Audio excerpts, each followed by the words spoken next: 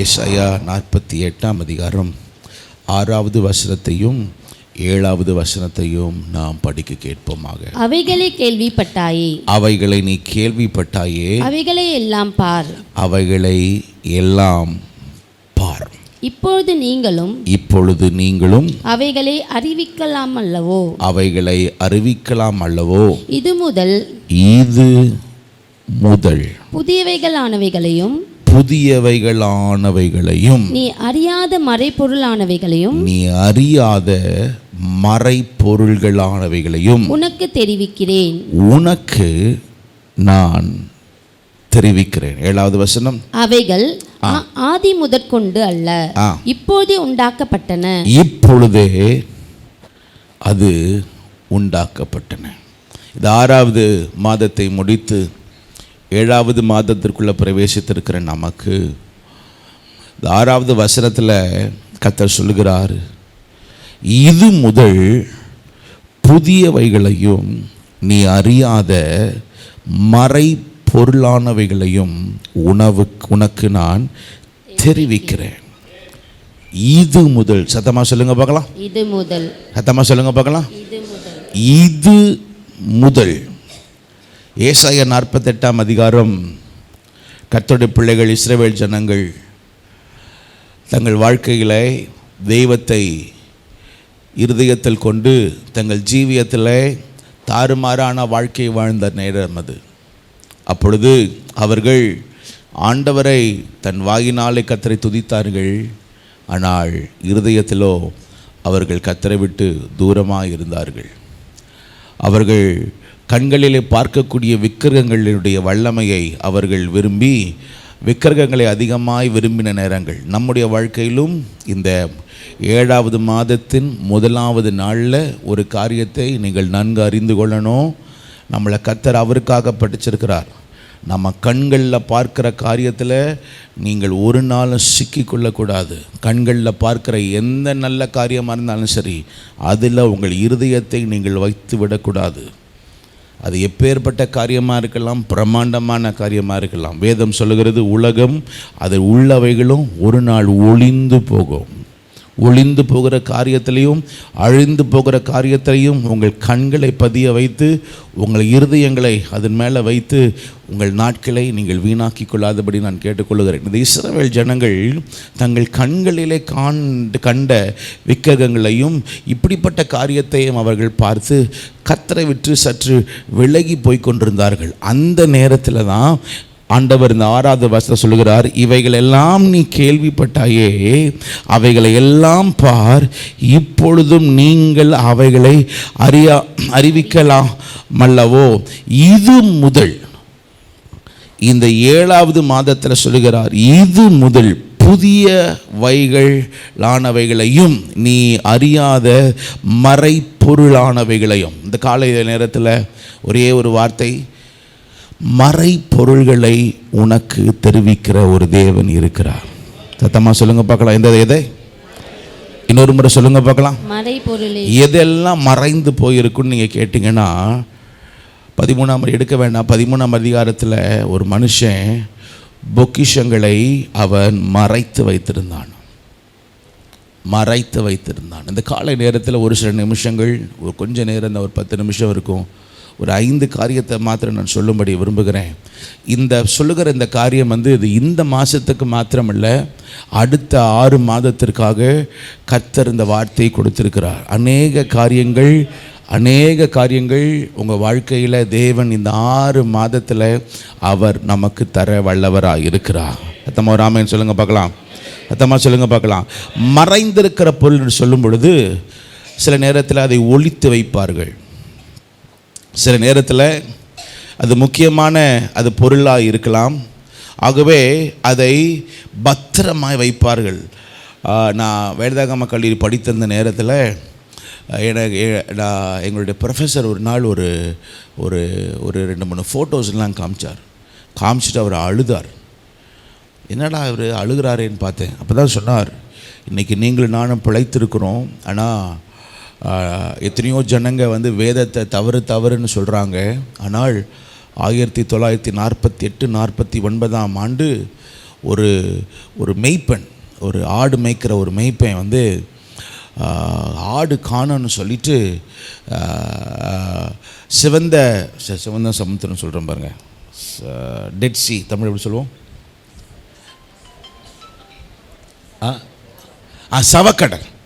சவக்கடல் பகுதியில் இந்த ஆடுகளை காணன்னு சொல்லி தேடிக்கொண்டிருந்தான். அப்பொழுது அந்த ஆடை காணமேன்னு சொல்லிட்டு கல்லை தூக்கி போட்டுட்டு இருந்தான்.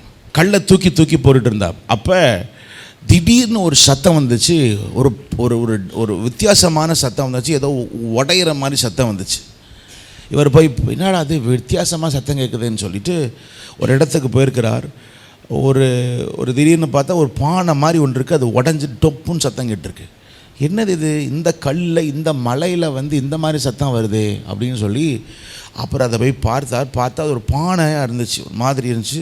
அதுக்குள்ளே ஒரு ஒரு என்ன சொல்கிறது, ஒரு காரியத்தில் அதை இன்னொன்றுமாலாம் போட்டு மூடி வச்சுருந்துருக்குறாங்க. இவர் என்ன பண்ணியிருக்கிறார், அந்த பானையை உடைச்சி அதில் என்னடா இருக்குதுன்னு சொல்லிட்டு அதை தேடி அடித்து உடச்சி எடுத்திருக்கிறார்.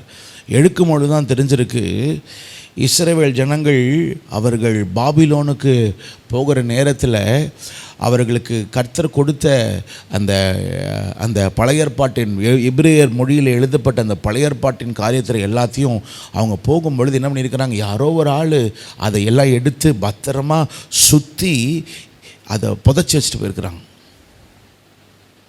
அதை எடுக்கும் பொழுது தான் தெரிஞ்சிச்சு, பழைய ஏற்பாட்டில் இருந்த காரியத்தையும் இப்போ இருக்கிற காரியத்தையும் அது எந்த அளவுக்கு எபிரேய மொழியினுடைய வல்லமையை அவர்கள் பார்த்தார்கள். எதற்காக சொல்கிறேன், மறைக்கப்பட்ட காரியம்தான், ஆனால் இந்த நாட்களிலே அந்த மறைக்கப்பட்ட காரியத்தை கர்த்தர் உனக்கு வெளிப்படுத்தி உன்னை கனப்படுத்தும்படி கர்த்தர் விரும்புகிறார். அத்தம்மா ஒரு ஆமென் சொல்லுங்கள் பார்க்கலாம். ஒரு 5 காரியங்கள் தானியேலின் புத்தகம் 2ஆம் அதிகாரம் 47வது வசனத்தையும் 48வது வசனத்தையும் நான் ஒருவர் படிக்க நான் கேட்டுக்கொள்கிறேன். தானியேலின் புத்தகம் 2ஆம் அதிகாரம் 47, 48. ராஜா தானியேலை நோக்கி, நீ இந்த மறைபொருளை வெளிப்படுத்தினபடியினால்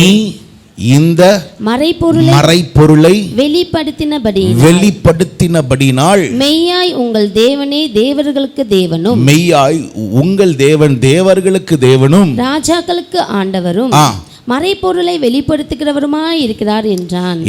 அவர் சொன்னார், உங்க ஆண்டவர் தான் ஆண்டவர், உங்களுடைய ஆண்டவர் தான் எல்லா ராஜாக்களுக்கு ராஜா என்று சொல்லி அத்தோட முடிக்கல. அடுத்த வார்த்தை சொல்லுகிறது, படிங்க எல்லாரும் சேர்ந்து படிக்கலாம். 48வது வசனத்தை சேர்ந்து படிக்க பார்க்கலாம். பின்பு ராஜா தானியேலை முதலாவது அவனை பெரியவனாக்கி அவனுக்கு அநேக சிறந்த வெகுமதிகளை, இரண்டாவது அவனுக்கு அநேக சிறந்த வெகுமதிகளை கொடுத்து, மூன்றாவது அவனை பாபிலோன் மாகாணம் முழுவதும் அதிபதி ஆக்கி, 3 இப்ப சத்தமா படிங்க பார்க்கலாம். பாபிலோனில் உள்ள சகல ஞானிகளின் மேலும் பிரதான அதிகாரியாகவும் அவன் நியமித்தான். ஒரே ஒரு வார்த்தை எடுத்துக்கிறேன், பிரதான அதிபதி, சரியா, அதிகாரி. முதலாவது இந்த நாட்களில் உன்னை ஆண்டவர் ஒரு பிரதான நிலைமைக்கு உன்னை கொண்டு போகிறார். ஒரு பிரதான நிலைமைக்கு கர்த்தர் கொண்டு. எதனால தெரியுமா? மறைப்பொருளை அவன் வெளிப்படுத்தினபடினாலே. இந்த காலை நேரத்தை திரும்ப சொல்லுகிறேன், உங்களுடைய வாழ்க்கையில் சில மறைப்பொருள்கள் இருக்கிறது. கர்த்தர் சொல்லுகிறார், அதை நான் உனக்கு வெளிப்படுத்தி அதை நிமித்தம் உன்னுடைய வாழ்க்கையில் நீ இதுவரைக்கும் அறியாத கண்டிராத ஒரு உயர்வல்ல, ஒரு அதிகாரம் இல்லை, பிரதான அதிகாரம். சத்தமாக சொல்லுங்க பார்க்கலாம், கொஞ்சம் சத்தமாக சொல்லுங்க பார்க்கலாம். பிரதான அதிகாரம். இது யாருக்கு கொடுத்தார்? எத்தனை பேருக்கு இங்கே வேலை இருக்குன்னு கேட்டால் எல்லாருக்கும் சொல்லுவோம், கையில் வேலை இருக்குதுன்னு சொல்லுவோம். எத்தனை பேர் உங்களுக்கு கீழே எத்தனை பேர் வேலை செய்கிறாங்க அப்படின்னு கேட்டால் நம்ம எல்லாருக்கும் ஒரு சில பேர் சொல்லுவோம். ஆனால் இந்த தானியேல் வேதம் சொல்லுகிறது, அது 2ஆம் அதிகாரம் 25வது வசனத்தில், அவன் சிறுமைப்பட்ட ஜனத்தோடு அவன் இருந்தான், அவனை சிறுமைப்படுத்தின ஜனங்களோடு அவன் இருந்தான். ஆனால் கர்த்தர் சொல்லுகிறார், அப்படி இருக்கிறவனை கர்த்தர் அதிகாரியை வைக்கவில்லை. எப்படி வைத்தாரா? சத்தமா சொல்லுங்க பார்க்கலாம். பிரதான அதிகாரியாய் கர்த்தர் வைத்தார். முதலாவது பிரதான அதிகாரியாய் கர்த்தர், பிரதான உயர்வுள்ள கர்த்தர் நம்மை கொண்டு வருவார். இரண்டாவது, வெளிப்படுத்தின புத்தகம் 2ஆம் அதிகாரம் 17வது வசனம், பெர்கமு சபைக்கு எழுதும் பொழுது கர்த்தருடைய வார்த்தை விவரமாக சொல்லப்படுகிறது.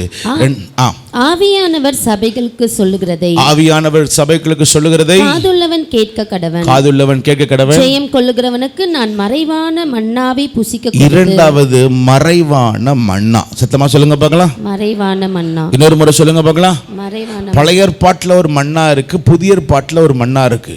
பழைய ஏற்பாட்டில் தேவ ஜனங்கள் ஒவ்வொருவரும் ஓய்வு நாளை தவிர்த்து மற்ற நாட்களிலே அதிகாலைகளை எழுந்து அவங்க அவர்கள் வனாந்திரத்தில் இருந்த பொழுது அவங்க வெளியே போகும் பொழுது வேதம் சொல்லுகிறது அங்கே அவர்களுக்கு தினந்தோறும் பரலோகத்திலிருந்து ஆண்டவர் எதை கொடுத்தாரா? மன்னாவை கொடுத்தார். ஆனால் வேதம் சொல்லுகிறது புதிய ஏற்பாட்டில் இயேசு கிறிஸ்து சொல்லுகிறார் அந்த ஜீவப்பம் நானே என்று இயேசுவை தம்முடைய தெய்வமாக கொண்டு வாழ்கிற ஜனமாய் கர்த்தர் நம்மை அவர் நோக்கி பார்க்கிறார். இந்த ரெண்டாவது காரியம் சொல்லுகிறார் மறைவான மன்னா. சத்தமா சொல்லுங்க பார்க்கலாம். இன்னொரு முறை சொல்லுங்க பார்க்கலாம். இது யாருக்கு சொல்லுகிறார்? பெருகமு சபைக்கு சொல்லுகிறார். ஒவ்வொரு சபையிலும் 2 காரியங்கள் இருக்கும், ஒவ்வொரு குடும்பத்திலும் 2 காரியம் இருக்கும், ஒவ்வொரு தனிப்பட்ட நபருக்கும் 2 காரியம் இருக்கும். என்ன இருக்கும்? முதலாவது, தேவன் நம்முடைய வாழ்க்கையில் காண்கிற நிறைவுகள் உண்டு, தேவன் நம்முடைய பார்வையில் பார்க்கிற குறைவுகள் உண்டு. சொல்லுங்க பார்க்கலாம். நிறைவுகள், அடுத்தது என்ன சார்? குறைவுகள். நிறைவுகள் உண்டு, அடுத்தது குறைவுகள் உண்டு. நம்ம அநேக நேரம் குறைவுகள் வரும் பொழுது என்ன பண்ணிடுவோம்? அதை அப்படியே விட்டுருவோம், அதை ரொம்ப உதாசீனப்படுத்திடுவோம். ஆனால் பைபிள் அப்படி இல்லை. குறைவுகள் வருகும் பொழுது இயேசு சொல்லுகிறார், அந்த வார்த்தை சொல்லுகிறது ஜெயம் கொள்ளுகிறவன் எவனோ. அப்படின்னா என்னதுன்னா அந்த குறைவுகளை நீ சீர்படுத்தி, அதை நீ சரிப்படுத்தி, அதை ஸ்திரப்படுத்தி, உன்னுடைய தோல்விகள் உன்னுடைய குறைவுகள் அது குறைவா இல்லாதபடி அதை ஜெயமாய் மாற்றுவது அது கர்த்தர் நம் கையில் கொடுத்திருக்கிறார். அப்படி ஜெயமாய் மாற்றும் பொழுது மறைவான மன்னா, யாருக்குமே தெரியாது, யாருக்குமே புரியாது. யார் இந்த மறைவான மன்னான்னு கேட்டிங்கன்னா இயேசுவே உன் பட்சத்தில் வந்து நீ அறியாததும் உனக்கு எட்டாததுமான பெரிய காரியத்தை அவர் நமக்கு செய்வார். நம்புறவங்க சத்தத்தை உயர்த்தி ஆமென் சொல்லுங்க பார்க்கலாம். சத்தமா சொல்லுங்க பார்க்கலாம். ஆமென். அது மறைவான மன்னா. சொல்லுங்க பார்க்கலாம். இன்னொரு முறை சொல்லுங்க பார்க்கலாம். மறைவான மன்னா. மூன்றாவது, லூக்கா சுவிசேஷத்தின் புத்தகம் 2ஆம் அதிகாரம் 31வது வசனத்தையும் 32வது வசனத்தையும் நான் படிக்க கேட்டுக்கொள்கிறேன். லூக்காவின் புத்தகம் 2ஆம் அதிகாரம் 31வது வசனமும் 32வது வசனமும். தேவரீர் சகல ஜனங்களுக்கு முன்பாக ஆயத்தம் பண்ணின. தேவரீர் சகல ஜனங்களுக்கு முன்பாக ஆயத்தம் பண்ணின உம்முடைய ரட்சணியத்தை என் கண்கள் கண்டது. என் கண்கள் கண்டது. இதுவரைக்கும் அங்க சிமியோனை பற்றி எழுதியிருக்கிறது. இதுவரைக்கும் நாட்களிலே அங்கே தரிசனங்கள் இல்லாத நாட்கள், தீர்க்க தரிசனங்கள் இல்லாத நாட்கள், தேவனுடைய வெளிப்பாடுகள் வெளியரங்கமாக இல்லாத நாட்கள், எல்லாம் மறைந்திருந்த நாட்கள். ஆனால் இப்படிப்பட்ட நேரத்திலும், எல்லாம் மறைக்கப்பட்ட நேரத்தில் 31வது வசனம் இப்படியாக சொல்லுகிறது, தேவரே சகல ஜனங்களுக்கு முன்பதாக என்ன பண்ணுகிறீர்? ஆயத்தம் பண்ணின. எல்லார் கண்களில் இருக்கு, எல்லார் கண்களிலும் இருக்கு, நீர் ஆயத்தம் தான் பண்ணியிருக்கிறீர். ஆனால் இந்த மறைவான காரியத்தை 32வது வசனம் சொல்லுகிறது, எனக்கு மாத்திரம், சிமியோனுக்கு மாத்திரம் அவர் சொல்லுகிறார், ரட்சணியத்தை என் கண்கள் கண்டது. 32வது சொல்லப்படுகிறது, ரட்சணியத்தை என் கண்கள் கண்டது. ரட்சணியம். சத்தமா சொல்லுங்க பார்க்கலாம். சத்தமா சொல்லுங்க பார்க்கலாம். ஒரு ஆள் ரட்சிக்கப்படுறது உங்களால் அல்ல, ஆனால் உங்கள் ஜபத்தில் கர்த்தர் செய்வார். ஒரு வார்த்தை எனக்கு பிடித்த வார்த்தை என்ன தெரியுமா? சிமியோன் இவர் வயது சென்றவராக இருந்தார், நீதி செய்கிறவராக இருந்தார், நியாயம் செய்கிறவராக இருந்தார், தேவ பக்தி உள்ளவனாக இருந்தார். இஸ்ரவேலின் ஆறுதலுக்காய் வேதம் சொல்லுகிறது அவன் காத்திருந்தான். அந்த வார்த்தையை மாத்திரம் படிக்கலாமா? 25வது வசனம், 2ஆம் அதிகாரம் 25வது வசனம். அந்த வார்த்தை எனக்கு ரொம்ப பிடிச்சது. அப்பொழுது சிமியோன் என்னும் பெயர் கொண்ட ஒரு மனுஷன் எருசலேமில் இருந்தான். அவன் நீதியும் தேவ பக்தியும் உள்ளவனாயும் இஸ்ரவேலின் ஆறுதல் வர காத்திருக்கிறவனாயும். எத்தனையோ காரியங்கள் நீங்க காத்துக்கிட்டு இருக்கிறீங்க. இது நடக்காதா? நான் பார்த்ததில்லை, ஆனால் நான் பார்க்கணுன்னு விரும்புகிறேன். இந்த காரியம் எனக்கு இல்லை, ஆனாலும் இது எனக்கு கிடைக்கணும்னு நான் காத்திருக்கிறேன். அங்கே சொல்லுவார், இஸ்ரவேலின் ஆறுதலுக்காக அவன் என்ன பண்ணிருந்தான்? காத்திருந்தான். அவன் மேல் பரிசுத்த ஆவி இருந்தார். ஆனால் யாருக்கும் தெரியாது அவன் மேலே பரிசுத்த ஆவி இருந்தார். இவன் காத்திருக்கிறான்னு யாருக்கும் தெரியாது. உலகத்தின் போக்கில் போய்கொண்டது. ஆனால் ஒரு நாள் அவன் காத்திருந்த மறைவான காரியத்தை கர்த்தர் அவன் கையில் கொடுத்து ரட்சண்யத்தை அவன் கண்டான்னு இருக்கு. ஒரு ஆமென் சொல்லுங்க பார்க்கலாம். இந்த 6 மாதத்தில் ரட்சிக்கப்படாத சூழ்நிலைகள் எத்தனை சூழ்நிலைகள் இருந்தாலும் சரி, உங்களுக்கும் எனக்கும் கர்த்தர் ஒரு விடுதலையை கொடுத்து ரட்சண்யத்தை காண்பேன். கையை உயர்த்தி அந்த வார்த்தையை சொல்லுங்க பார்க்கலாம். கர்த்தருடைய ரட்சண்யத்தை நான், இன்னொரு முறை சொல்லுங்க பார்க்கலாம், கர்த்தருடைய ரட்சண்யத்தை நான் காண்பேன், நான் காண்பேன். 4வது மத்தேயு 5ஆம் அதிகாரம் 14வது வசனத்திலிருந்து 15வது வசனம் மலை பிரசங்கத்தில் இயேசு கிறிஸ்து சொன்ன ஒரு வார்த்தை நினைவு கூர்ந்து நாம் போவோமாக. மத்தேயு 5ஆம் அதிகாரம் 14வது வசனத்திலிருந்து 15வது வசனம் வரை. நீங்கள் உலகத்துக்கு வெளிச்சமாய் இருக்கிறீர்கள். நீங்கள் உலகத்துக்கு வெளிச்சமாய் இருக்கிறீர்கள். மலையின் மேல் இருக்கிற பட்டணம் மறைந்திருக்க மாட்டாது, மறைந்திருக்கப்பட மாட்டாது. அடுத்த வசனம். விளக்கை கொளுத்தி மரக்காலால் மூடி வைக்காமல் விளக்கு தண்டின் மேல் வைப்பார்கள். அப்பொழுது அது வீட்டில் உள்ள யாவருக்கும் வெளிச்சம் கொடுக்கும். இந்த 7வது மாதத்தில் உன்னை மறைக்க வைத்த சில மறைவான காரியங்கள் இருக்கிறது. வீட்டு காரியங்கள் இருக்கிறது, கட்டில் காரியங்கள் இருக்கிறது. சில சூழ்நிலைகள் உன்னை மறைத்து வைத்து விட்டது. உன் வெளிச்சம் அப்படிதானே இருக்கு. சத்தமாக சொல்லுங்க பார்க்கலாம். உன் வெளிச்சம், உனக்குன்னு ஒரு வெளிச்சம் இருக்கு. உன்னுடைய விளக்குன்னு இருக்கு. இந்த விளக்கை ஒருவனும் அணையாதபடி அந்த விளக்கை மாற்ற நீ பார்த்துக்கொள். வேதம் சொல்லுகிறது, உன் விளக்கை நீ பார்த்து கொண்டால் இந்த வெளிச்சம் உன்னால் வருகிற வெளிச்சம் அல்ல, உன்னை கர்த்தர் மலையின் மேல் வைத்திருக்கிற ஒரு வெளிச்சமாய் கர்த்தர் மாற்றுவார். எழுதிங்க பார்க்கலாம். மலையின் மேல் உள்ள வெளிச்சம், இது மறைக்கப்படாத வெளிச்சம், இது மறைக்கப்படாத வெளிச்சம், இது மறைக்கப்படாத வெளிச்சம். கடைசியாக ஏசாயா 45ஆம் அதிகாரம் 1, 2, 3, 4 ஆகிய வசனங்களை படிக்க நான் கேட்டுக்கொள்கிறேன். இந்த வசனங்களை கடந்த நாட்களிலே தியானிக்க, கடந்த 7 நாட்கள் இதை ராத்திரி நேரத்தில் தியானிக்க கர்த்தர் கிருபை கொடுத்தார். அதில் 4வது வசனத்தை மாத்திரம் படிக்க கேட்டுக்கொள்கிறேன். 45:4. வெண்கல கதவுகளை எல்லாரும் சேர்ந்து சொல்லுங்க பார்க்கலாம். வெண்கல கதவுகளை உடைத்து இரும்பு தாழ்பாள்களை முறித்து அந்தகாரத்தில் இருக்கிற பொக்கிஷங்களையும், அடுத்தது ஒளிப்பிடத்தில் இருக்கிற புதையல்களையும் உனக்கு கொடுப்பேன். போதும். வேதம் சொல்லுகிறது 5வது மறைவான காரியங்கள் அங்க சொல்லி இருக்கிறது. அந்தகாரத்தில் இருக்க பொக்கிஷங்கள். சொத்தமா சொல்லுங்க பார்க்கலாம். பொக்கிஷம். அடுத்தது ஒளிப்பிடத்தில் இருக்கிற புதையல்கள். இதை யாருக்கு சொல்லுகிறார்? கோரேஸ் ராஜாவுக்கு சொல்லுகிறார். இந்த கோரேஸ் ராஜா யார்? பெர்சியாவில் இருந்த ஒரு ராஜா. பெர்சியா என்பது இப்பொழுது இருக்கு ஈரான். அந்நாட்களிலே இந்த பெர்சியாவின் இந்த ராஜா வேதம் சொல்லுகிறது ஒரு சில நாட்களுக்கு, ஒரு சில ஆண்டுகளுக்கு முன்பதாக, இந்த ராஜா வருவதற்கு முன்பதாக நேபுகாத்நேச்சார் கர்த்தருடைய ஜனங்கள் கையிலிருந்து எல்லாவற்றையும் எடுத்து அதை ஒரு இடத்துல வைத்து விட்டான். ஆனால் கர்த்தர் சொல்லுகிறார், அந்த யார் மறைச்சு வச்சாலும் சரி, இந்த கோரேஸ் ராஜாவை கர்த்தர் எழுப்பி எல்லா விதமான புதையல்களையும் எல்லா விதமான ஆசீர்வாதங்களையும் மறைக்கப்பட்டு அது பூட்டப்பட்டிருக்கிற காரியத்தை கர்த்தர் அவன் கையிலே கொடுத்து, இது மறைவானது அல்ல, இது கர்த்தருக்குரியது, இது தேவ மகிமைக்குரியது என்று கர்த்தர் கோரேசை அபிஷேகம் பண்ணி கர்த்தர் செய்தார். ஒரு ஆமென் சொல்லுங்க பார்க்கலாம். அதமா சொல்லுங்க பார்க்கலாம். உன் கையிலிருந்து பிடுங்கப்பட்ட காரியங்கள், திரும்ப சொல்லுகிறேன், உன் கையிலிருந்து எடுக்கப்பட்ட பொக்கிஷங்கள், உன் கையிலிருந்து விலகி போன நன்மைகளை கர்த்தர் உன் கையிலே மறைவான காரியத்தை உனக்கு மீண்டும் கொடுத்து உன்னை கர்த்தர் பலப்படுத்த இந்த அடுத்த 6 மாதங்கள் கர்த்தர் உன் பட்சத்தில் அவர் இருக்கிறார். கையை உயர்த்தி சொல்லுங்க பார்க்கலாம். மறைவான காரியங்களை என் கையில் கர்த்தர் கொடுங்கப்பா.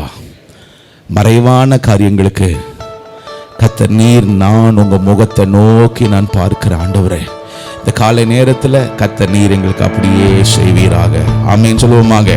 இருக்கிற இடத்துல அப்படியே எழுந்து நிற்கலாம் தேவ சமூகத்தில்.